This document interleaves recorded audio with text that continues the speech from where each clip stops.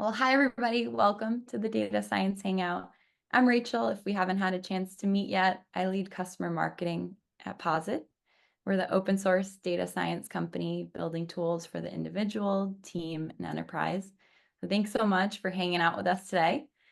The Hangout is our open space to hear what's going on in the world of data across all different industries and connect with others who are facing similar things as you.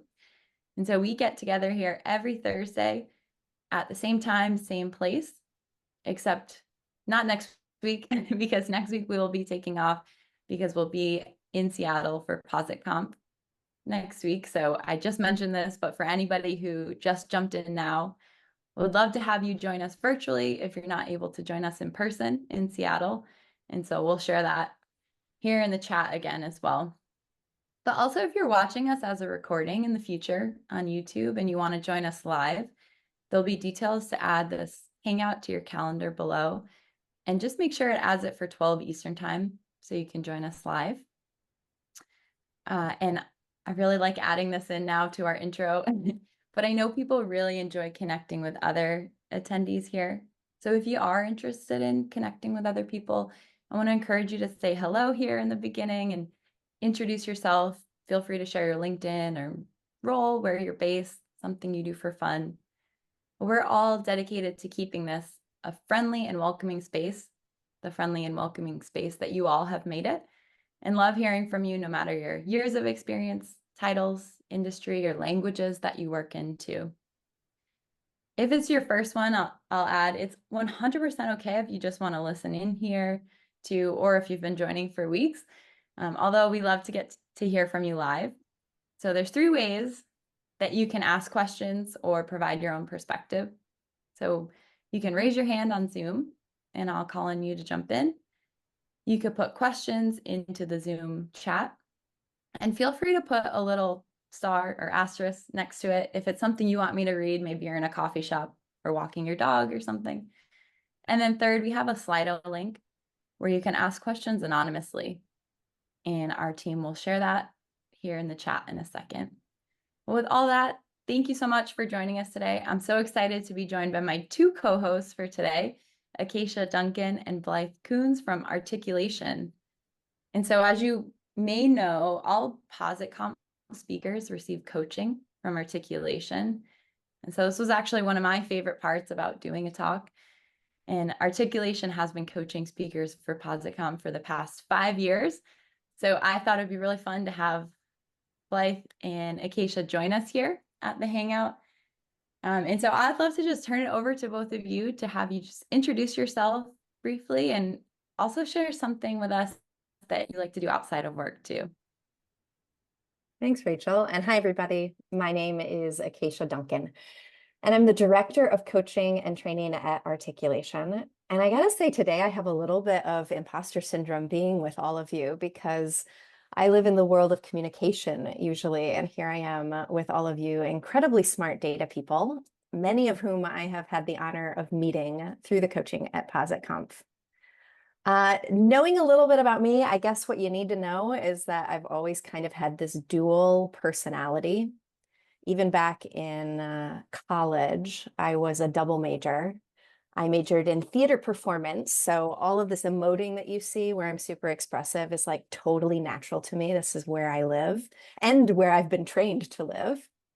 But I also couldn't get enough out of that. I had to get something more concrete. So I also got an economics degree. So I really do enjoy numbers and math and things like that as well. And I feel like I bring some of that into our work as well. And I think it's important to be able to hear things in different lenses. For fun, I am really jealous that you will all be in Seattle because my favorite thing to do when I have time is to get away from Columbus, Ohio, where I live, where everything is really flat and kind of boring landscape. I don't want to speak badly about where I live, but it is kind of boring where I live. And I love to get out to the mountains. So I'm jealous that you will all be near Mount Rainier, which is the very first mountain that I ever camped on. So that's a little bit about me. I'll toss it to Blythe now.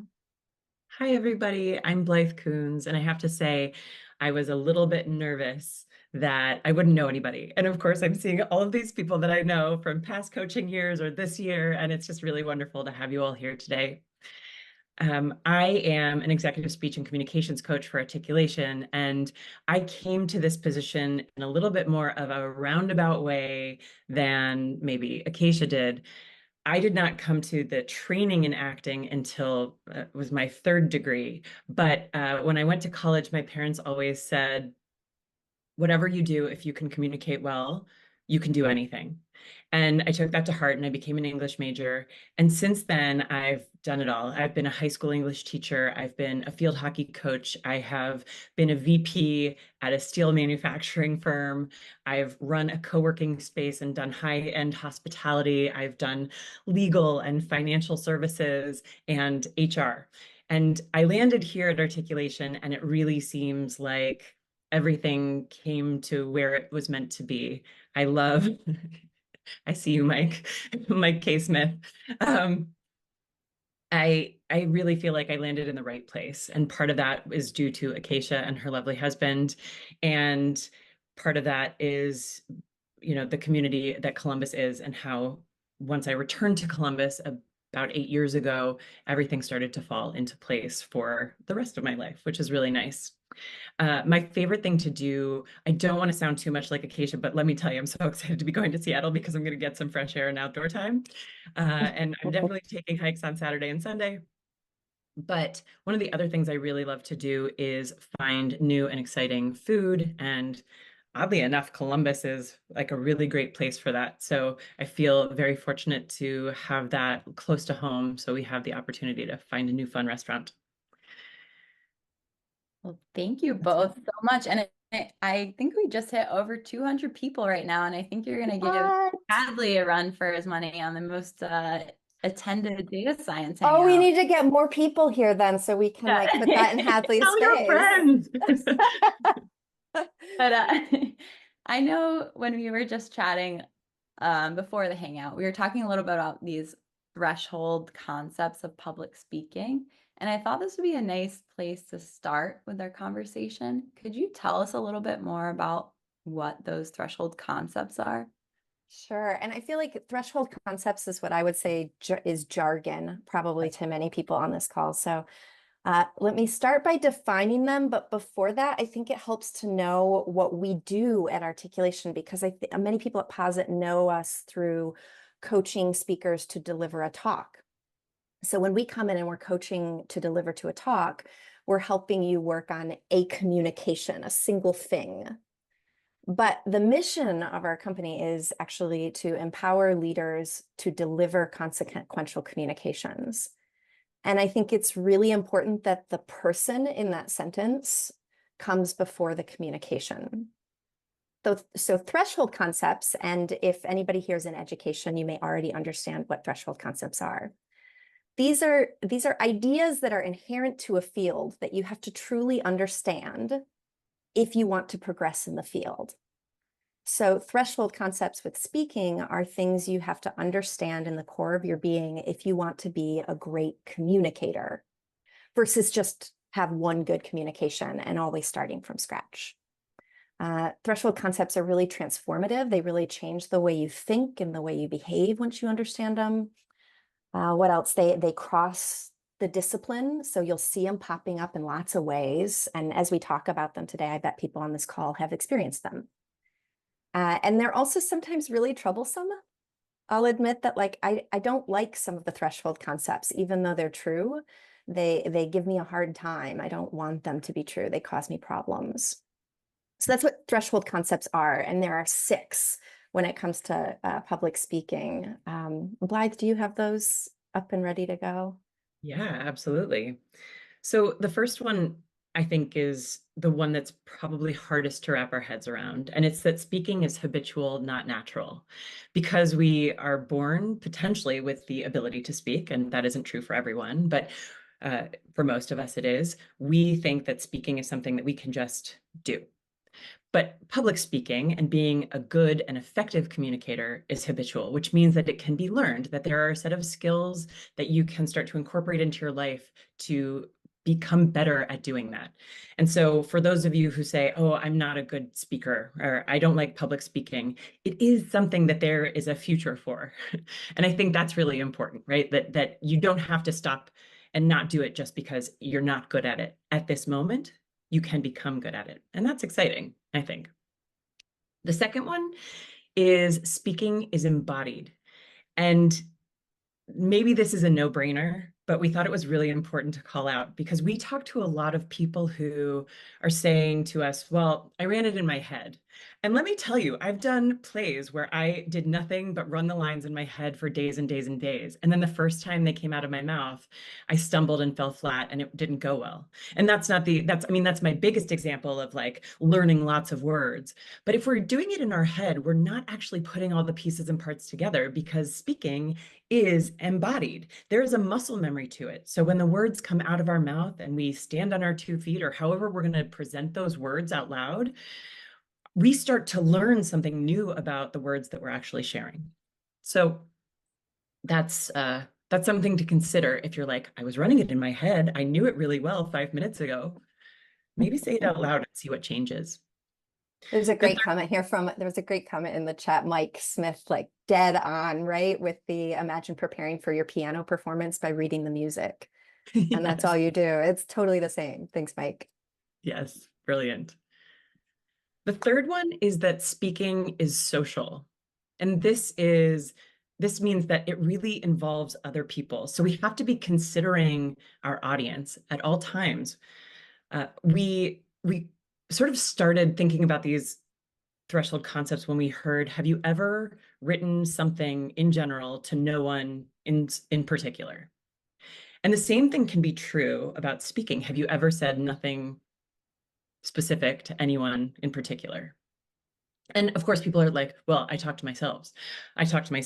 But even talking to yourself has a purpose. And so we really consider speaking to be social. There's an audience to consider. What are you trying to do to that audience? And the audience makes the meaning.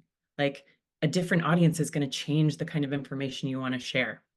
But it also includes the idea that speaking is rhetorical. And that's like a fancy jargony word, but really it means that you are doing it for a purpose. And it can also include the idea that speaking and speaking words out loud is temporal. And even if it's being recorded like this is today, that recording is going to be watched at a different time in a different context, and therefore different influences will be taking place. The fourth is that speaking is messy. And it took us a second to get to this one because originally it was more about, well, speaking, the process can be nonlinear. And this is absolutely true. And for those of us who have done coaching with us, you know that we'll come in and say, okay, what's your big idea? But maybe you have a lot of data and that's how you get to your big idea. Or you have an idea first and then you have to find the data that supports it. So there are lots of different ways to approach a message and a communication. And I think that's something to consider. But the other part about speaking being messy includes the inherent risk that comes with speaking your thoughts out loud to a group of people that you may or may not know. And so there's vulnerability there. And all of those things are tied up in these threshold concepts. The fifth one is that speaking contains multiple genres. And just, if you would, throw into the chat some of the genres that you've all encountered in public speaking. These would be like situations or types of speaking communications that you'd be called to do. Sermons, absolutely. Colloquial, TED Talks, fantastic. Business, convincing people, humor, yes. I want to see the horror talk. I really do, Trevor. All of these are fantastic. So what you may have noticed from all of these toasts, maid of honor toasts, shareholders for nonprofit, all of these different genres require maybe different skills. And not maybe, they do require different skills because your audience is going to be different and what you're trying to do to that audience or have them do is going to be different. And it might require different language and it might require a different setup, like a physical setup. All of these things are part of genre. And so we have to consider all those parts and pieces when we're preparing for a communication. So you're going to give a very different pitch to a board, either in a nonprofit, shareholders or stakeholders or whatever, than you would to, let's say, a panel discussion for a bunch of R and data nerds, right? And you guys all call yourself nerds, so there's love in that term. So those are things to consider about the different genres. And yeah. The last one is speaking requires feedback. And I don't think that there is any better case study than Posit and the coaching that we do for the speakers, because they come to us to get feedback, not just from Acacia and me and or our colleague and founder Ruth, who offer feedback on structure and organization and things like that, but they also come to get feedback on their content, which they get from other members of the audience and other speakers and other members of your community. So that feedback is really important, but also how the feedback is given is really important. And that's why we structure it so carefully to make sure that you are getting feedback, the speakers are getting feedback that is valuable and doesn't throw them off course and doesn't totally explode their talk at the last minute, which we've seen. And so all of those feedback elements are really, really important as well. So those are our six threshold concepts. What did I miss, Acacia? I don't think you missed any of them. You know, it's so interesting when I hear them, because I've heard them so many times now. They sound so obvious every time, but so much kind of starts to fall out from them. And when we're coaching people, we really see people kind of take missteps when they really don't fully embody what it means that speaking is social and that the audience gets to make meaning from what you say. So that means I can't use my language like threshold concepts without explaining it to you and hoping that you follow me and that there's a risk you don't understand me. It's rough. I am just loving seeing the chat that's happening right now and everybody just connecting. I got slightly distracted for 1 second, but I want to jump to, there was an anonymous question that came in a few minutes ago, and it was, I hear the phrase storytelling being used a lot when presenting data. Are there any resources or methods you can suggest to help with constructing the story? So a couple, you said resources first. There's a podcast and on storytelling with data. It might be data storytelling or storytelling with data. And I've listened to quite a bit as well of that as well. And when I hear people using the term storytelling, and we get lots of people calling in saying, hey, can you help my team with storytelling? I know they might mean very different things. So let me kind of break down the different types of storytelling you might mean. One, in data storytelling, there is the visual storytelling. And I know when people talk about data and storytelling, sometimes they are actually meaning the visual representation of that storytelling. And does the visual help you to tell the story? So that's one storytelling. Another storytelling, when people use that, is what they mean is the overarching message. So they would be talking about an entire communication, and they mean storytelling is the art of the entire communication. That's not the way I like to use storytelling, because I like to think of that as the structure and the organization of the message. And then the last way to think about it is a discrete story, something that has a time and a place and characters. And when it comes to working with a lot of data scientists and a lot of people who work with data, what I find can help is to use the last category of storytelling to level up your ability to communicate data. Because our brains are actually, they more easily understand people. So if you can take your data and tell it as a story of people or a person, you're a lot closer to connecting with what your audience might understand. Blythe, is there anything you might want to add around that, like storytelling for data people? No, I was locked into the chat, so I'm sure you did a fantastic job, but we can't listen and type or read at the same time, so. Yeah, we used to, there's actually an example in one of our classes. I could pull it up and show you, but there's a structure to storytelling that can help. And that is, and I didn't make this up, storytelling's way older than we are. And there are a ton of other ways you can tell stories, but the structure is you always want to start with the context, which is at minimum, it's your time and your place and your characters. So when you're walking through your data, start by orienting people to that context first. Then you share the action, what actually happened in the story. So in your data, you would be then showing what you were measuring or talking about what you're doing in the data analysis, what you're looking at. And then the last is the result, and that would be your finding. So if you do have a data visualization up, you would want to point to where people should see in the visualization the finding. You know, as you can see at this place on the graph, there's this big difference here, and that tells us this. That's one structure you can use. JD, I see your hands raised. Do you want to jump in here?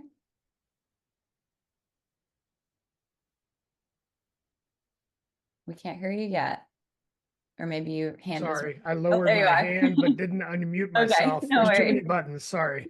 One of the patterns I've noticed with analysts is a desire to tell a story about their data or their analysis as a hero's journey with themselves as the hero, right? And basically tell every step they went through. And I strongly advise against this, because I find for almost every audience, unless you're training an analyst of how to do that work, but if you're presenting to executives or anything, they kind of don't care. They want to hear more the pattern you laid out previously about, you know, observations, findings, conclusions. And my wife was a newspaper editor, so she's always like, you business people bury the lead. So I have a tendency to like put a very front page of like, here's where we're going. And I kind of lead with my conclusions. Then I tell a story arc that isn't my hero's journey of what an amazing analyst I am, but more like, here's what we learned. Here's the conclusion. I kind of tell them what I've told them we were going to tell them there at the end. Can you guys explain that design pattern? What works, what doesn't, how to avoid the hero's journey? Or if you think I'm off base with that, could you all shed some light on that?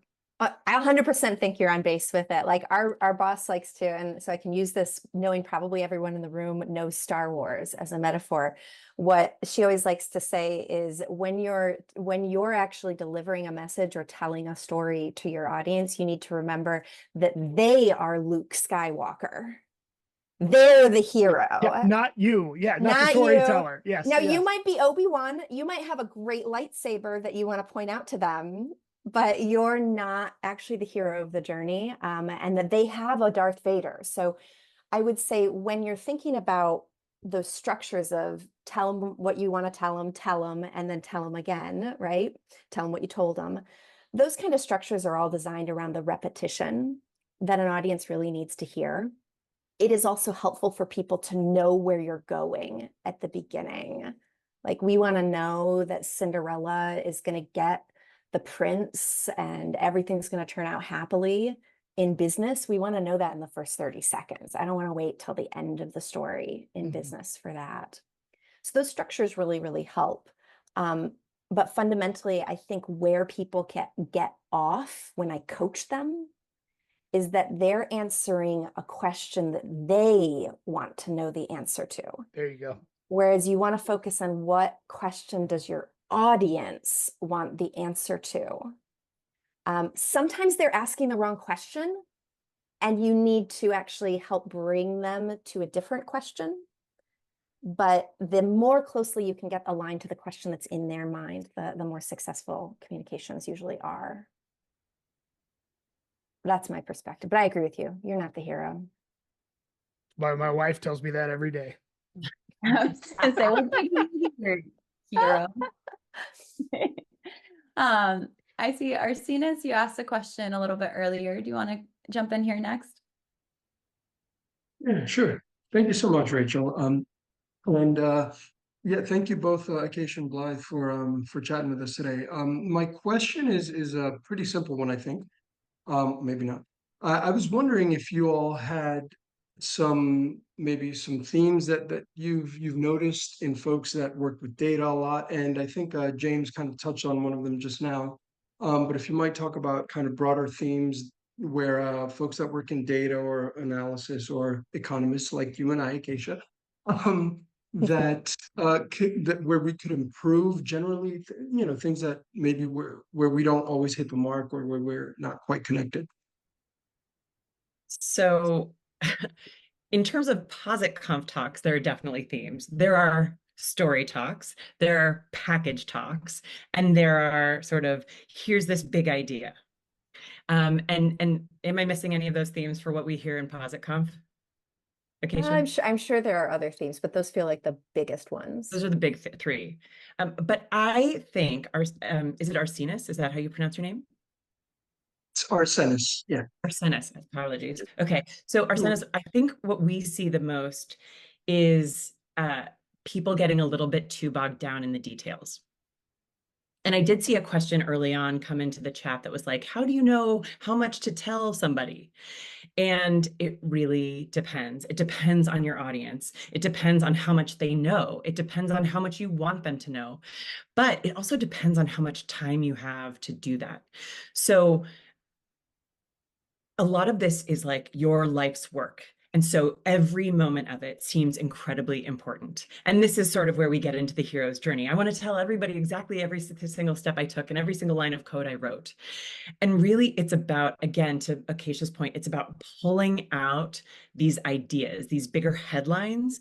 And really, it's about identifying sort of, if you have a lot of time, and let's say that's 10 to 20 minutes, you may want to isolate 3 big ideas that help you, that you can put all of the other smaller ideas, you can group all of the other smaller ideas into. So if it's a matter of how do I decide what I share, put it all on the wall and then organize it. See if there are themes around those ideas that come together. And if there are things, if there are outliers, then maybe they don't need to be shared. Maybe they go into an appendix. You know, maybe they're not relevant to this topic, but it also goes back to what Acacia said in that you have to keep returning to the question that you are answering. And it is the question on the audience's mind or that you want to put into the audience's mind. And that should help streamline what you share. There is a danger of a question being too big, too broad. And so you really have to think about right-sizing the question that you're answering. And again, that's also going to help you narrow down the information that you disperse. You know, Blythe talked about an appendix, so I'll just say we could probably give a whole other session on visualization while you're speaking. But I'll give you the headline of it because I do think it's a mistake that I've seen frequently with data people, not just data people though. And that is trying to put all of your thoughts on the slide. And the audience can't read and listen at the same time. So the more words you put in front of them, as we're all experiencing, if you're trying to read the chat, you can't listen to me very well. It's really hard to do both. So if you put lots of words in front of people's faces, it's going to be hard for them to actually hear you. If you're giving someone a complex visualization or you really want them to pay attention to a graph with results, stop talking for a little bit. Give them a moment to actually absorb that information, especially when you're in a business context, right? And that's the ultimate outcome you're going towards, is you want everybody to have shared knowledge. So that's a very specific one, visualization. Thank you. And Blythe, when you were talking about the whiteboard, it just reminded me, ever since my training with articulation, now when I'm preparing for a talk, I just write a bunch of things on sticky notes and just like put them all over the table and then try and like group them together to figure out what the themes are.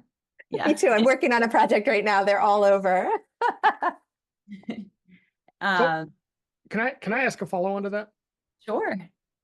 What do you guys think of, like, I'm a preacher of the like slides for your presentation and a document for circulating for reading. Otherwise you get like a shitty version of either. It's either a bad document that's the shape of a slide, or it's slides with too many words. So I do one or the other and kind of encourage folks to do that. But that's like people look at that and they're like, that's a lot of work. And what I usually find is what I want to do first is circulate a written document. And then when it comes time, after lots of people have opined on that and edited and everything, and it's going to come time to share it with a group, I'll reduce that to slides. That works for me. I'm not sure that works for other. What design patterns have you guys seen to avoid this thing where we're making a slide deck that is both a shitty slide deck and a shitty document at the same time? How can we make something that's purpose built that's good? I mean, obviously, some of this is always going to come down to how high of importance. I'm a communication coach, so it's not great English, but how important the communication actually is, because this is all going to come down to a battle for your time and what you have time to invest. The more important, the more you would want to lean into everything having a purpose for its use. So while I'm speaking, we call it the walking deck. This is the deck that you would be using while you're talking so that people can follow along and so that you have any little facts you need along the way and you're speaking.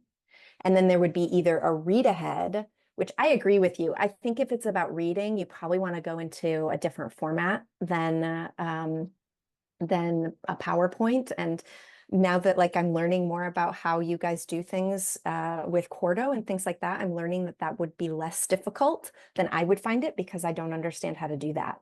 But yes, a document is better for reading. But if you can't do that, you could do the more full deck with full sentences to share.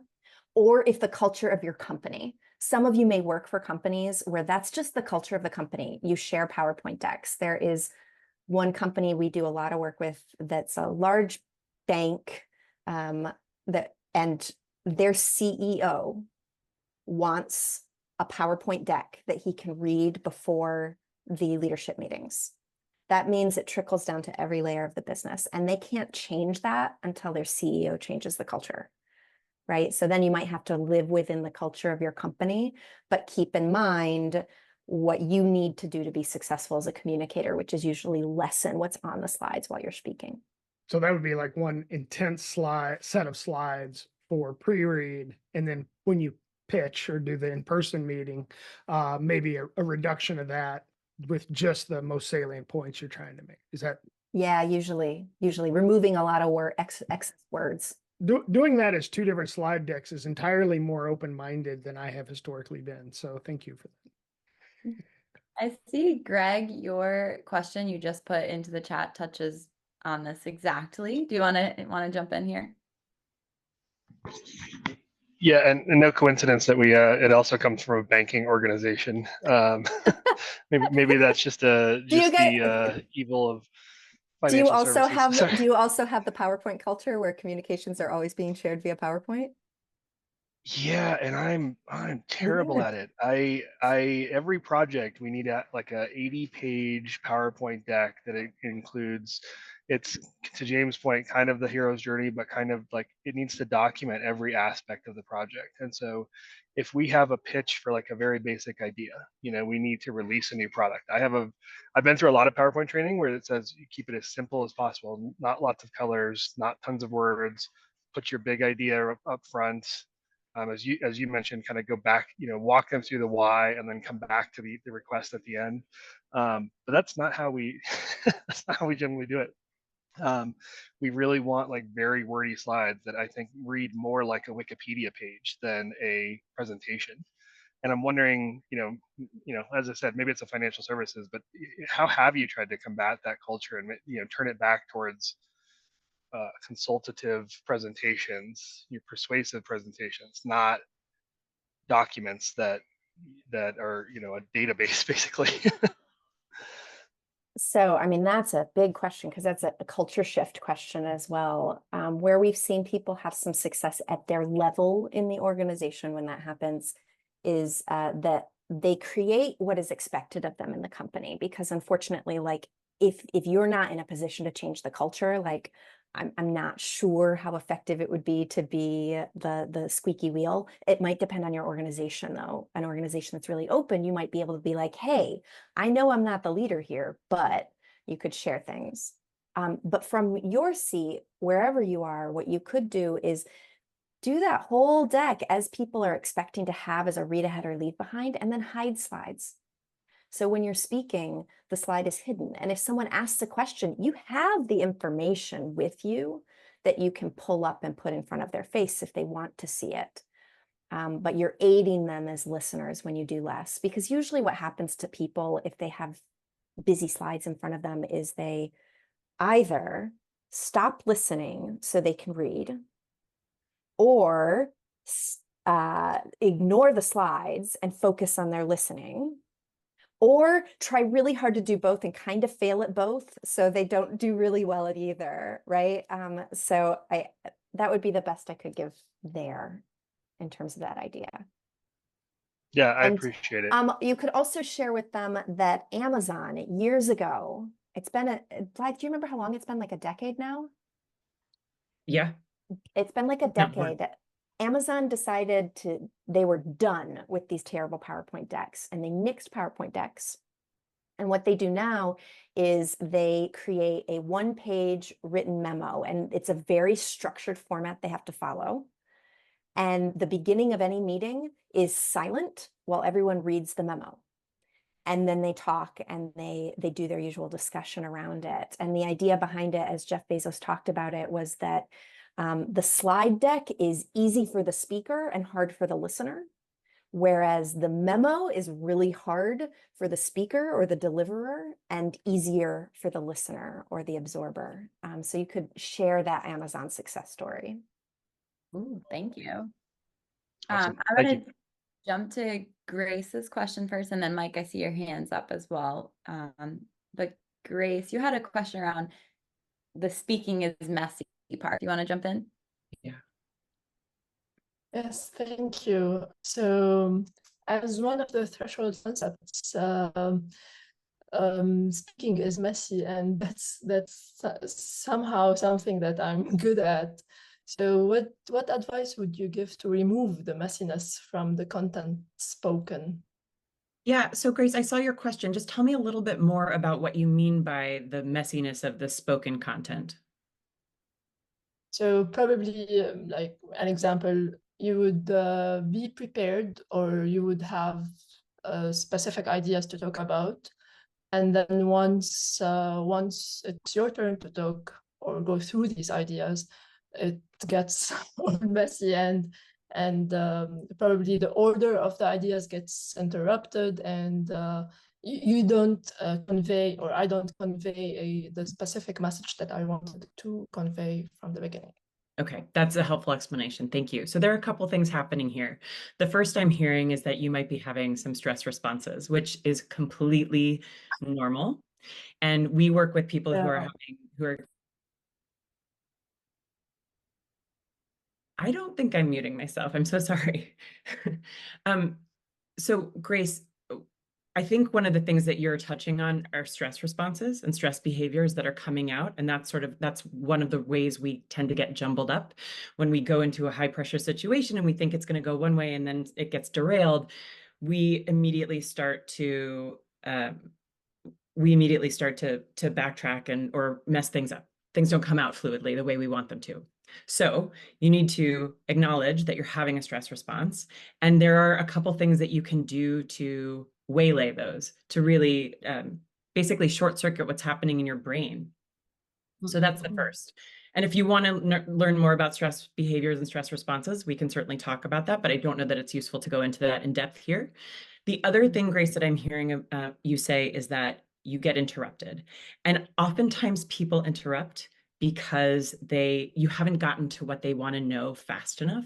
And so that structure that we talked about a couple minutes ago about giving them the end of the story up front, that bottom line up front, can really help them know that you're going to get there, like that this is the point you're going to make and you're on your way to get there.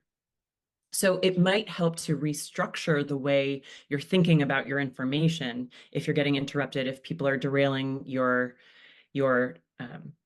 presentations. And remember to stay on task by answering the question on their mind. Sorry, go ahead. So the interruption that I was mainly talking about, or meaning, is maybe not from people or from listeners, but like one's own maybe stress response, as you said, interrupts the flow of ideas, and that's a block probably. Okay, we're going to tell you the biggest secret of them all. Don't forget to breathe. Yeah, exactly. It sounds so small, and it is so powerful.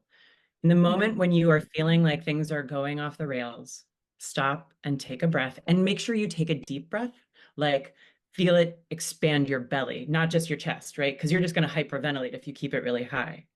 but it is going to make a big difference if you breathe. It's going to give your brain a moment to reconnect. It's going to give everybody a pause. And yeah, I love it. You're all breathing right now.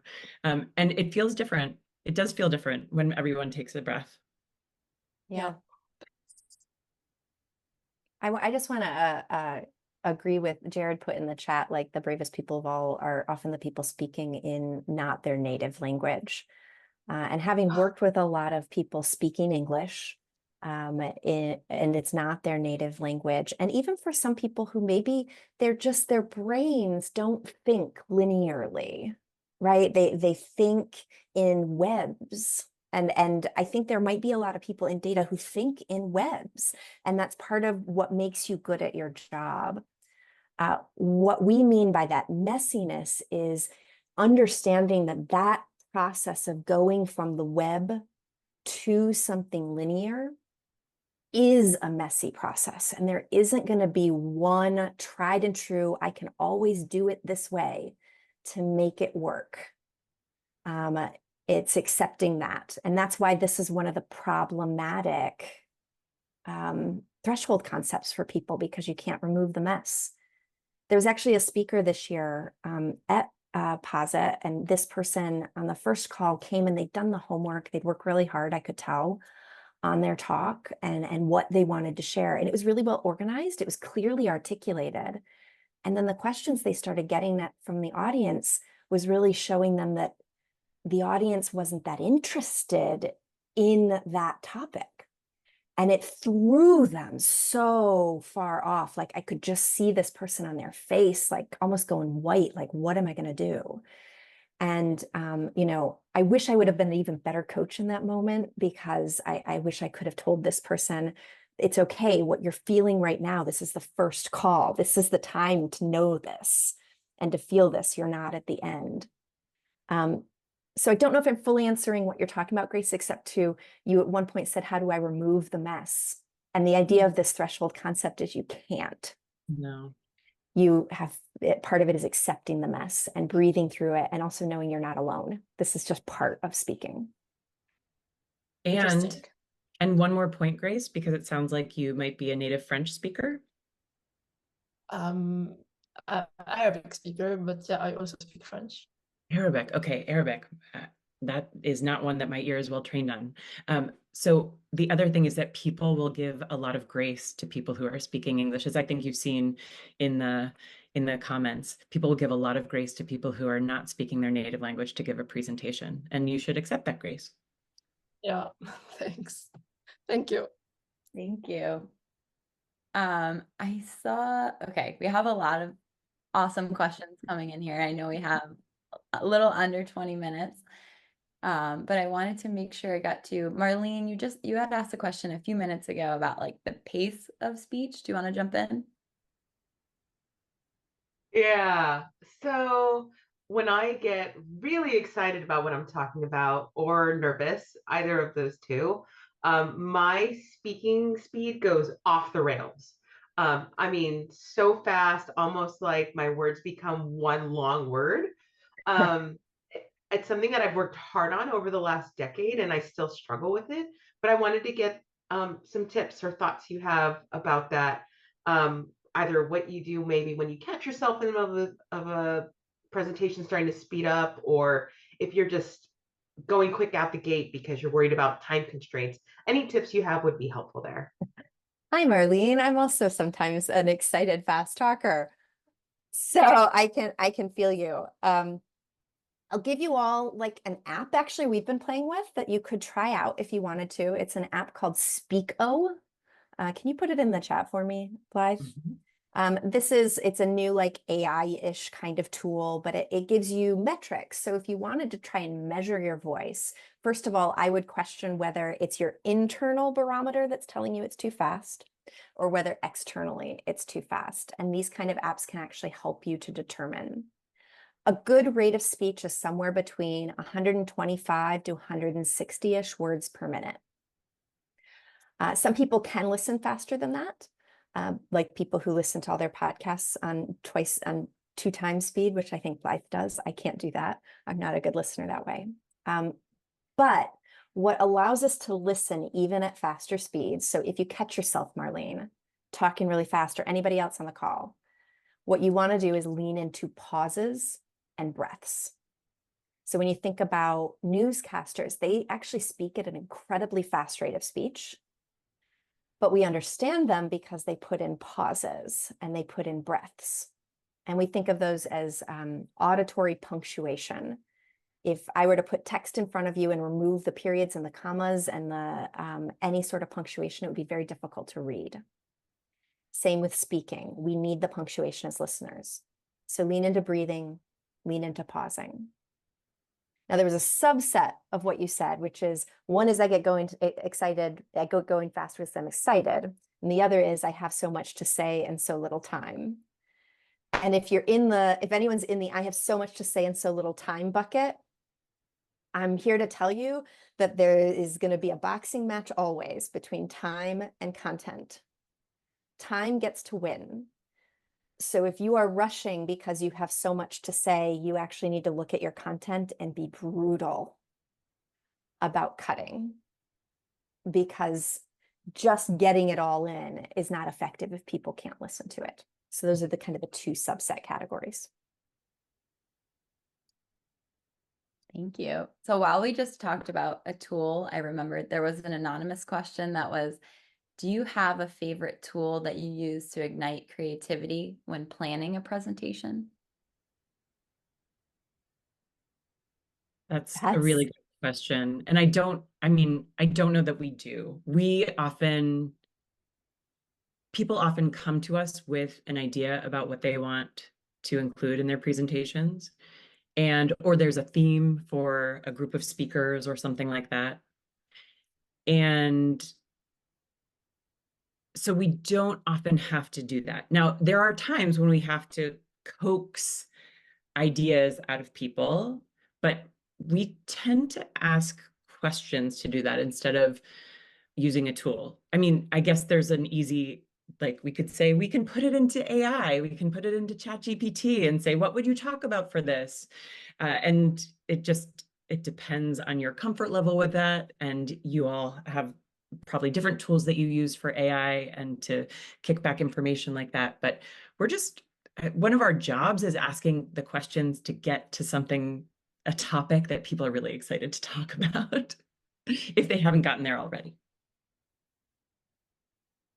Thank you. You could also, I'll just add, if anybody has tools that they use, I saw like Ted put mind mapping as a thing, Mila notes. So some people have tools, put them in the chat. I will also encourage people to lean into the fact that speaking is social.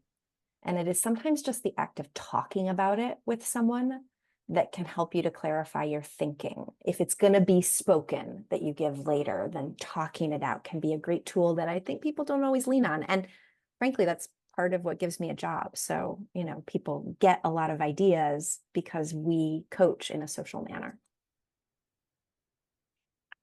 One thing that came up from one of our people writing on the train that felt like they couldn't ask was, how has Zoom changed how you all coach on presentations or you give presentations?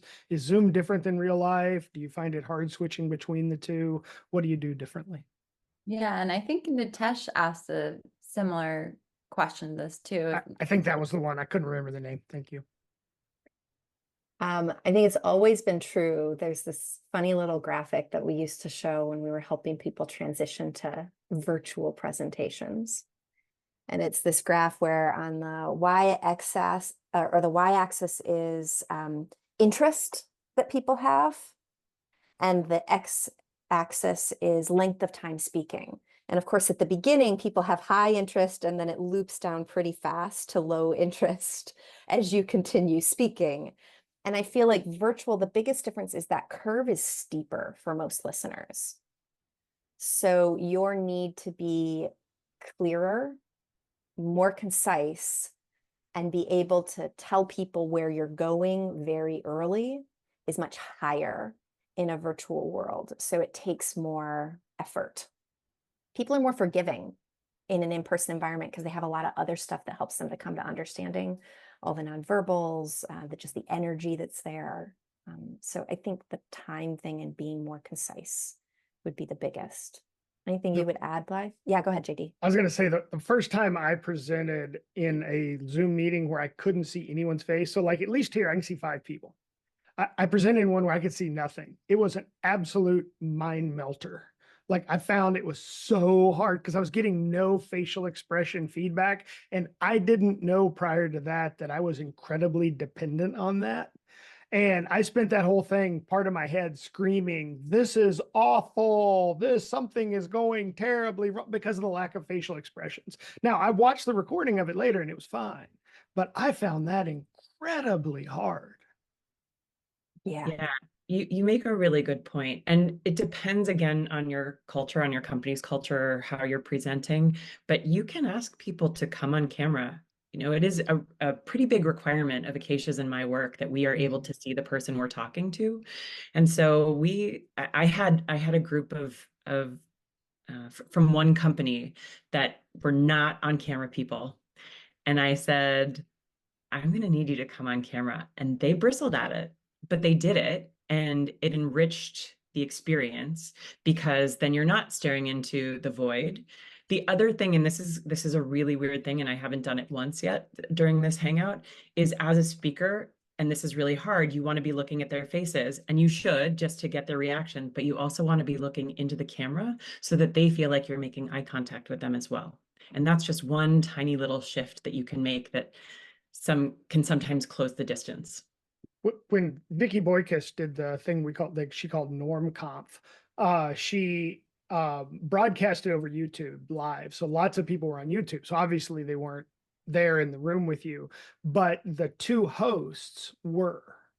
And I found that was more than enough to like fill that part of my brain that needed human reaction. And what I tend to do is I know where my camera's right here, right? So I shrink the window up until the people I'm talking to are right below that camera. So I can watch them and it's right at the camera. I mean, I could move the window so, you know, it's over here, but that's weird as hell to be looking at you guys in the eye, but you're over here, right? So I put you guys right up against the camera, so that when I'm looking at you, I'm looking at the camera. And that's my like one hack for the virtual things.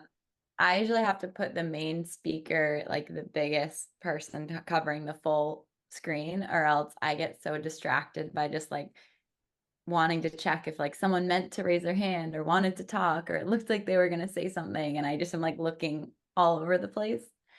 But I know, Nitesh, this was your question originally. And so I just wanted to make sure, did you have any follow-up? Because I saw you said something about like going back and forth between in-person and Zoom too. Oh, you said no, that's great. Okay. Because that's something that I was just talking about yesterday when I was in the office in Boston. So if I'm like jumping from an in-person meeting and talking to someone face to face, and then I go on Zoom, like something's happening to me where it's like very hard for me to do that.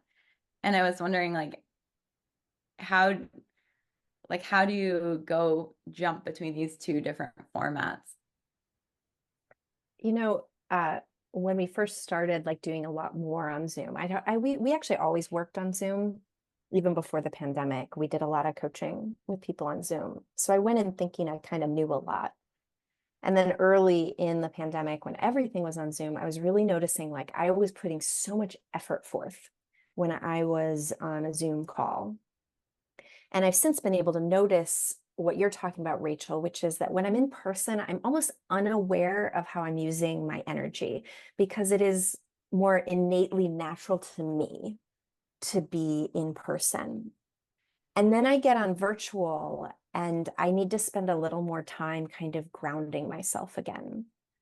So for me, physical helps. Breathing is one way Blythe talked about, but physical also helps. So sometimes I'll just like notice the back of my chair and notice my butt in the chair so that I'm actually here. Or I'll remember, and I can even look right now at my screen and see, oh my gosh, yeah, there's a lot of space behind me. There's a whole room. I'm 3-dimensional, not 2-dimensional. And then I'll look at the other person and I'll imagine, even right now looking at you, Rachel, you have a virtual background, but I can imagine that there's distance between you and the wall and you're 3-dimensional. And these kind of tricks can help get us back inside our body. so that we don't have like the out of body experience, which is my experience of sometimes when I'm not ready to go back to Zoom, is I'm not myself in those moments. Thank you. Yeah, that's really helpful. Natalia, I see you had asked a question a little bit earlier. I didn't have a chance to actually like read it all at the same time. But I think it's like touching on when someone's giving advice who's not an expert in the area. Do you want to jump in? Yeah, sure. And I kind of got the answer in the chat, but yeah, if there are any additional thoughts on, I noticed Articulation does a lot of work with a lot of different industries, and therefore presentation themes can vary. So I was curious how to approach like coaching people when you're not an expert in certain area. However, you're expert in speaking, which gives you a lot, but you have to kind of guide people in their presentation to like what to add and remove or pivot the story. So yeah, I was just fascinated in how they approach coaching for programming topics, especially like heavily technical programming topics, without even being programmers. So yep, that's the question. I'm so glad you brought this up because it comes to that idea of speaking requires feedback. So it's kind of a great place to start to wind us towards the end. And if you are in the position, Natalia, like it sounds like you are, to sometimes give feedback, the thing that helps to ground you, no matter like how much you know about the topic, is to try and keep two things really crystal clear in your mind. And this is what Blythe and I are doing. Even if we don't know the topic, we're trying to remember two things. One, who's the audience? And we try to have our biggest open idea of like, what do we think that audience wants? Now, we can't know 100%, but we try to do our research. We try to make sure we're always listening like an audience member would listen, so that you're not just learning to deliver a talk that Acacia likes or Blythe likes. You're learning to deliver a talk that actually the Posit audience is going to like. So keep in mind the audience, and then always keep in mind the goal of the speaker. Because when you're giving feedback, sometimes your own wants, especially the closer you are to the material, your own desire of what you want to convey might start to color your feedback. And this can be useful in business. Like if you're the leader and you need to make sure that they have a different goal because they have the wrong goal, that's worth discussing. But I think it just always helps to keep in mind those two things. What's the audience need and what's the goal of the speaker? I think this touches on one. There's one last Slido question that I think kind of goes along with this, so we can fit it into the 2 minutes. But it was, do you have any tips on how to be yourself when presenting? So this is where the stress can sometimes get in the way. But I think I read somebody wrote something like, I used to have a boss who put on a presentation voice, and that's not a great idea. I used to have a lot of friends who would put on Shakespeare voices to present Shakespeare, and I was like, we can all just sound like humans when we do it. We don't have to sound a specific way. So it sounds stupid, it sounds pat, but breathing, identifying your stress behaviors, getting ahead of them, those sorts of things. I was recently on a Posit training call or a Posit coaching call with Joe Chang, and there was someone who was reading their talk. And Joe said, one of the things I love about Posit is that people make mistakes, and sometimes you'll stumble over your words, but it sounds natural. And that's what he was really looking for in Posit Conf talks. And that's what Acacia and I are almost always looking for. So I think there's a little bit of fear about, well, if I put on this character, it's not me and I don't have to worry about it as much because it doesn't reflect on me in this particular way. But I do think that if you acknowledge the risk and you do everything you can to mitigate it, which is part of the threshold concepts, if you do everything you can to mitigate it, go in prepared, know your structure, know what question you're answering, know what your audience wants, know what your goal is. All of those things are going to help you slide into being you. And also, I'm going to ask everyone to do this. Trust your knowledge. Most of the time you are there and asked to speak on something because you are a subject matter expert.